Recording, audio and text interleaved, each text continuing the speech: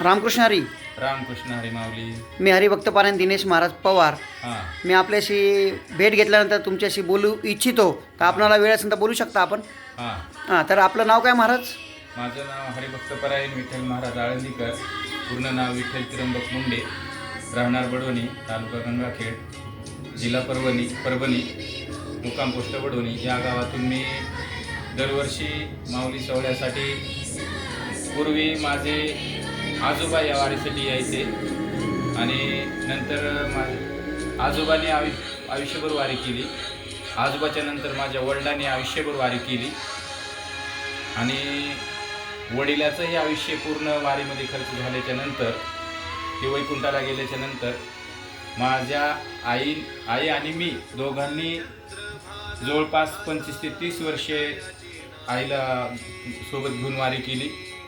शेवटच्या क्षणामध्ये आई 110 वर्षाच्या झाल्या असताना मी त्यांना काही म्हणजे 2-4 वर्षे लगातार खांद्यावर घेऊन सुद्धा 4-5 वाऱ्या मी केल्या त्यांच्यासोबत. खांद्यावर वारी आईला खांद्यावर घेऊन सुद्धा वाऱ्या केल्या. आणि आता आई 110 वर्षे वयाच्या होऊन वैकुंठागमन त्यांनी केल्याच्या नंतर मला सुद्धा या वारीमध्ये सहभागी होण्याचा माऊलीकडून आशीर्वाद मिळतोय. तर आपण आता एवढे वर्ष वारी करताय, आई वडिलांची आणि आजोबांची आपण रूढी परंपरा चालवत आहे. तुम्हाला असा एखादा अनुभव आला असेल ना आपलं, की बाबा ते जरी आपल्याबरोबर नाही आहे तरी पांडुरंग आपली वारी पूर्ण करून घेतो. तुम्हाला काय ते म्हणजे अनुभव असा असेल ना एखादा तरी? आहे ना. हां.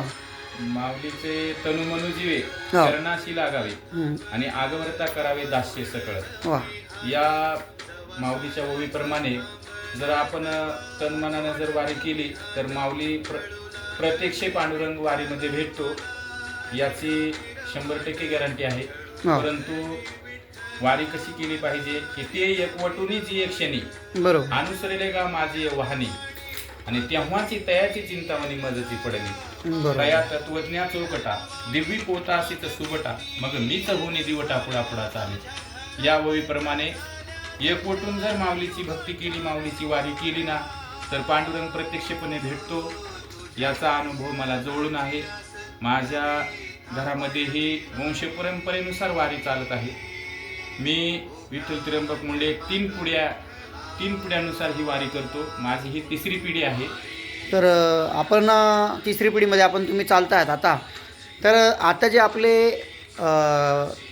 प्रेक्षक जे पाहत आहेत, आज व्हिडिओ आपला पाहत आहेत, त्यांच्यासाठी तुम्ही असा एखादा संदेश देऊ शकता का असं वारीसाठी आपल्या?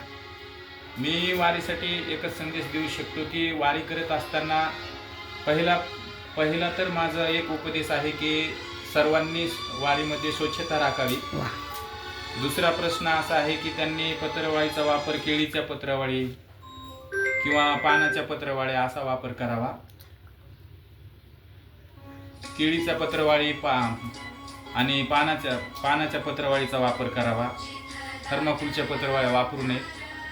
आणि गावोगावी चालत असताना एक स्वच्छ पाणी पिण्याचा प्रयत्न करावा आणि गावकऱ्यांनी सुद्धा स्वच्छ पाणी द्यावं, शुद्ध पाणी प्यावं आणि देह शुद्ध करूनही भजनी भजावे. इतराचे ना आठवावे गुणदोष. त्याप्रमाणे या ठिकाणी शुद्ध देह करून अंतकरण शुद्ध करून जर आपण वारी केली तर निश्चितच पांडुरंगाची भेट आपणाला होईल. सच्चिदानंद रूप आपल्याला प्राप्त होईल. सच्चिदानंद रूप म्हणजेच भगवंताची भेट आपल्याला झाल्याशिवाय राहणार नाही. आणि प्रत्येक वारकऱ्याने एक जहाज लावण्याचा प्रयत्न करावा. हीच माझा सर्वांना संदेश आहे. आणि परंपरेनुसार 3 पिढ्या माझ्याकडून ही माऊली सेवा, माझ्या कुटुंबाकडून ही वारीची सेवा माऊली करून घेतोय. याबद्दल मी माऊलीचा पूर्ण आभारी आहे. तुम्ही माझी मुलाखत घेतली याबद्दल मी तुमचा पूर्ण ऋणी आहे.